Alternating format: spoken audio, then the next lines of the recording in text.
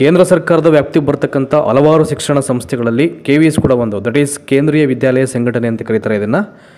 So ಸಾಕಷ್ಟು ಜನ ಕೇಳಿದ್ದಾರೆ, ಇನ್ ಕೇಸ್ ನಾವು KVS ಪೋಸ್ಟ್ಗೆ ಅಪ್ಲೈ ಮಾಡಬೇಕಾದ್ರೆ ನಮ್ಮ ಶೈಕ್ಷಣಿಕ ಅರ್ಹತೆಗಳು ಏನಿರಬೇಕು, ನಮ್ಮ ಅರ್ಹತೆಗಳನ್ನು ಅವರು ಹೇಗೆ ಕನ್ಸಿಡರ್ ಮಾಡ್ತಾರೆ, ಅರ್ಹತಾ ಮಾನದಂಡಗಳು ಹೇಗಿರಬೇಕು, ಎಲಿಜಿಬಲ್ ಎಕ್ಸಾಮಲ್ಲಿ ನಾವು ಎಲಿಜಿಬಲ್ ಆಗಿರಬೇಕಾ, ಯಾವ ರೀತಿ ಎಲಿಜಿಬಲ್ ಎಕ್ಸಾಮ್ಸನ್ನು ಅವರು ಕನ್ಸಿಡರ್ ಮಾಡ್ತಾರೆ, ಹೀಗೆಲ್ಲ ಹಲವಾರು ಕ್ವಶನ್ಸ್ ಕೇಳಿದ್ದಾರೆ. ನನಗೆ ಅದೊಂದು ನೋಟಿಫಿಕೇಷನ್ಗೆ ವೆಯ್ಟ್ ಮಾಡ್ತಾ ಇದೆ, ಯಾಕೆಂದರೆ ಎಜುಕೇಷನ್ ಕ್ವಾಲಿಫಿಕೇಷನ್ ನೋಟಿಫಿಕೇಷನ್ ಇರುತ್ತೆ. ನಾನು ಅದೊಂದು ಕಾಪಿ ಸಿಗೋ ತನಕ ಬೇಡ ಹೇಳೋದು ಅಂದ್ಬಿಟ್ಟು ಸುಮ್ಮನಿದ್ದೆ. ಬಟ್ ಈಗ ನಾನು ಅದನ್ನು ಸರ್ಚ್ ಮಾಡಿ ಅದನ್ನು ಇಟ್ಕೊಂಡು ನಿಮಗೆ ಈಗ ಮಾಹಿತಿ ಕೊಡ್ತಾ ಇದ್ದೀನಿ. ಸೊ ದಯಮಾಡಿ ಕೊನೆವರೆಗೂ ನೋಡಿ, ನಿಮ್ಗೆ ಒಂದು ಐಡಿಯಾ ಕ್ರಿಯೇಟ್ ಆಗುತ್ತೆ. ಯೂಶ್ವಲಿ KVS ಪೋಸ್ಟ್ಗೆ ಅಪ್ಲೈ ಮಾಡಬೇಕಾದ್ರೆ ನಮ್ಮ ಎಜುಕೇಷನ್ ಕ್ರೈಟೀರಿಯಾ ಏನಿರಬೇಕು ಅಂತ ನಿಮಗೆ ಮಾಹಿತಿ ಈಗ ಲಭ್ಯ ಆಗ್ತಿದೆ. ಸೊ ಲೆಟ್ಸ್ ವಾಚ್ ರೈಟ್ ನಾವು. ಆ ಪ್ರೈಮರಿ ಸ್ಕೂಲ್ ಟೀಚರ್ಸ್ಗೆ ಅಪ್ಲೈ ಮಾಡಬೇಕಾದ್ರೆ ಅವರಿಗೆ ಬೇಕಾದಂಥ ಎಜುಕೇಷನ್ ಕ್ವಾಲಿಫಿಕೇಷನ್ಸ್ ಏನು, ಅವರೇನಾದರೂ ಸ್ಟೇಟ್ TET ಎಕ್ಸಾಮ್ ಕ್ಲಿಯರ್ ಆಗಿರಬೇಕಾ, ಅಥವಾ ಸೆಂಟ್ರಲ್ ಅವರು ನಡೆಸ್ತಕ್ಕಂಥ ಸೆಂಟ್ರಲ್ ಟೀಚರ್ಸ್ ಎಲಿಜಿಬಿಲಿಟಿ ಟೆಸ್ಟ್, ಕೇಂದ್ರೀಯ ಶಿಕ್ಷಕರ ಅರ್ಹತಾ ಪರೀಕ್ಷೆಯಲ್ಲಿ ಅರ್ಹತೆಯನ್ನು ಹೊಂದಿರಬೇಕಾ, ಇದ್ರ ಬಗ್ಗೆ ಒಂದಷ್ಟು ಮಾಹಿತಿಯನ್ನು ಕೊಡಿ ಅಂತ ಕೇಳಿದರು. ಅವರೆಲ್ಲರಿಗೋಸ್ಕರ ಇವತ್ತು ಈ ವಿಡಿಯೋನ ಮಾಡ್ತಾ ಇದ್ದೀನಿ. ನೋಡಿ, ಇವತ್ತು ನಾನು ಪ್ರೂಫ್ ಆಗಿ ಇಟ್ಕೊಂಡಿರ್ತಕ್ಕಂಥ ಒಂದು ಕಾಪಿ ಏನಿದೆ, ಇದು KVS ಅವರೇ ಬಿಟ್ಟಿರ್ತಕ್ಕಂಥ ಅಫಿಷಿಯಲ್ ನೋಟಿಫಿಕೇಶನ್ನು. Have a look at your screen. ನೋಡಿ, ಎಲಿಜಿಬಿಲಿಟಿ ಕ್ರೈಟೀರಿಯಾ ಅಂತ ಕೊಟ್ಟಿದ್ದಾರೆ. Post name primary teacher. Pay scale ಹೇಗಿರುತ್ತಪ್ಪ ಅಂದರೆ 35,400 ಸ್ಟಾರ್ಟ್ ಆದರೆ ಸುಮಾರು 1,12,400 ತನಕನೂ ನಿಮಗೆ ಸ್ಯಾಲರಿ ಪೇ ಸ್ಕೇಲ್ ಇರುತ್ತೆ. In case if you are going to appoint this post 35,400 to 1,12,400 ನಿಮ್ಮ ಸರ್ವಿಸ್ ಮತ್ತು ಎಕ್ಸ್ಪೀರಿಯನ್ಸ್ ಬೇಸಲ್ಲಿ ನಿಮ್ಮ ಸ್ಯಾಲ್ರಿ ಹೈಕ್ ಆಗ್ತಾ ಹೋಗುತ್ತೆ ಅದು. ನೆಕ್ಸ್ಟ್ ಈ ಒಂದು ಪೋಸ್ಟ್ಗೆ ಅಪ್ಲೈ ಮಾಡಬೇಕಾದ್ರೆ ಬೇಕಾದಂಥ ಎಜುಕೇಷನ್ ಕ್ವಾಲಿಫಿಕೇಷನ್ ಏನು ನೋಡಿ, ಅಬ್ಸರ್ವ್ ಮಾಡಿ. Senior secondary or its equivalent with at least 50% marks and 2 year diploma in elementary education by whatever name known ಅಂತ ಇದೆ. ಮೊದಲನೇ ಕ್ವಾಲಿಫಿಕೇಷನ್ನು PUC ಪ್ಲಸ್ D.Ed ಆಗಿದ್ರೆ ಈ ಪ್ರೈಮರಿ ಪೋಸ್ಟ್ಗೆ ನೀವು ಅಪ್ಲೈ ಮಾಡ್ಬೋದು. ಜೊತೆಗೆ ಏನಿರಬೇಕು, PUCಯಲ್ಲಿ 50% ಇರಬೇಕು, ಪ್ಲಸ್ D.Ed ಆಗಿದ್ರೆ you are going to apply for this post. ಇನ್ನೂ ಒಂದು ಕ್ವಾಲಿಫಿಕೇಷನ್ ಇದೆ, graduation with at least 50% marks and bachelor of education ಅಂತ ಇದೆ. BA ಪ್ಲಸ್ B.Ed, ಮೊದಲನೇದು PUC ಪ್ಲಸ್ D.Ed ಆಗಿದ್ರು ನೀವು ಈ ಪೋಸ್ಟ್ಗೆ ಅಪ್ಲೈ ಮಾಡ್ಬೋದು. PUCಯಲ್ಲಿ 50% ಇರಬೇಕು.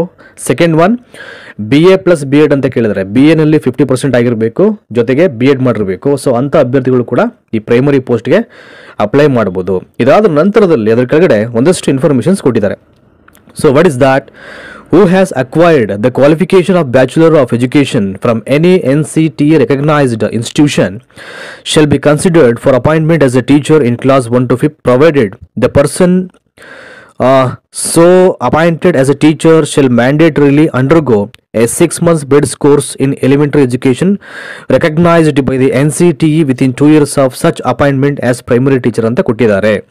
ಏನು ತಲೆ ಕೆಡಿಸ್ಕೋಬೇಡಿ, ಏನಂಗಂದ್ರೆ ಅಂದರೆ ನೀವು ಮಾಡ್ತಕ್ಕಂಥ ಒಂದು ಡಿಗ್ರಿ, ಒಂದು ಪದವಿ ಏನಿದೆ ಅದು ಏನಾಗಿರಬೇಕು, ಅದು ಮಾನ್ಯತೆ ಪಡೆದಂಥ ಒಂದು ಸಂಸ್ಥೆಯಿಂದ ಅಥವಾ ಯೂನಿವರ್ಸಿಟಿಯಿಂದ ಅದು ಮಾನ್ಯತೆಯನ್ನು ಪಡೆದಿರಬೇಕು. ಫಾರ್ ಎಕ್ಸಾಂಪಲ್, ಈಗ ಮೈಸೂರು ಯೂನಿವರ್ಸಿಟಿಯಿಂದ ಒಂದು ಪದವಿಯನ್ನು ಪಡೆದಿರ ಅಂದರೆ ಆ ಮೈಸೂರು ಯೂನಿವರ್ಸಿಟಿಗೆ ಮಾನ್ಯತೆ ಇರುತ್ತೆ.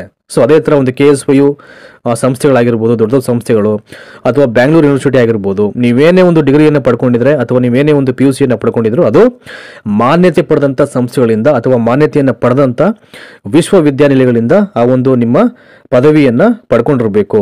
ಅದನ್ನೇ ಅವರು ಅಲ್ಲಿ ಇನ್ಫಾರ್ಮೇಷನ್ಸ್ ಅಲ್ಲಿ ಕೊಟ್ಟಿರೋದು.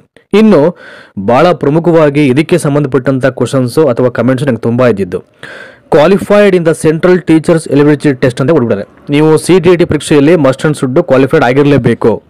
ಅದು ಪೇಪರ್ 1. ಯಾಕೆಂದರೆ ಈ ಪ್ರೈಮರಿ ಪೋಸ್ಟ್ಗೆ ಅಪ್ಲೈ ಮಾಡ್ತಕ್ಕಂಥ ಅಭ್ಯರ್ಥಿಗಳು ಇಲ್ಲಿ ಪೇಪರ್ 2ನಲ್ಲಿ ಎಲಿಜಿಬಲ್ ಆಗಬೇಕು ಅಂತ ಏನೋ ರೂಲ್ ಇಲ್ಲ.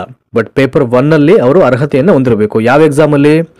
CTET, central teachers eligibility test ಅಂತ ಕರೀತಾರೆ, ಕೇಂದ್ರೀಯ ಶಿಕ್ಷಕರ ಅರ್ಹತಾ ಪರೀಕ್ಷೆ. ಆ ಒಂದು ಪರೀಕ್ಷೆಯಲ್ಲಿ ಈ ಪ್ರೈಮರಿ ಪೋಸ್ಟ್ಗೆ ಅಪ್ಲೈ ಮಾಡಬೇಕಾದ್ರೆ ನೀವು ಇಲ್ಲಿ ಕ್ವಾಲಿಫೈಡ್ ಆಗಿರಬೇಕು.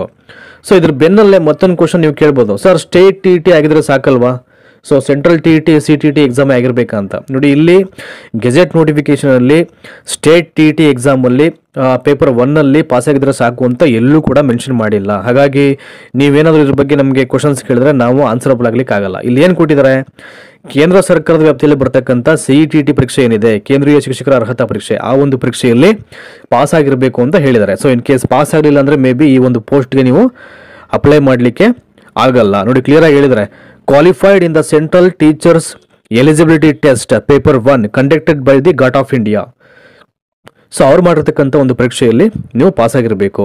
ಮೂರನೇ ನಿಬಂಧನೆ ಏನು ಕೊಟ್ಟಿದ್ದಾರೆ, proficiency to teach through Hindi and English medium ಅಂತ ಇದೆ. ಹಿಂದಿ ಮತ್ತು ಇಂಗ್ಲೀಷ್ ಭಾಷೆಯಲ್ಲಿ ನೀವು ಬೋಧನೆಯನ್ನು ಮಾಡ್ತಕ್ಕಂಥ ಒಂದು ಸ್ಕಿಲ್ಲನ್ನು ಹೊಂದಿರಬೇಕು, ಅದರಲ್ಲಿ ಪ್ರೊಫಿಷಿಯನ್ಸ್ ಆಗಿರಬೇಕು ಅಂತ. ಸೊ ಕೊನೆಯದಾಗಿ ಡಿಸೈರೇಬಲ್ ಅಂತ ಕೊಟ್ಬಿಟ್ಟು ಅದರ ಕೆಳಗಡೆ knowledge of working on computer, ಅಂದರೆ ಕಂಪ್ಯೂಟರಲ್ಲಿ ಕೆಲಸ ಮಾಡ್ತಕ್ಕಂಥ ಒಂದು ಅನುಭವವನ್ನು, ಅಂದರೆ is nothing but computer knowledge ಇರಬೇಕು ಅಂತ.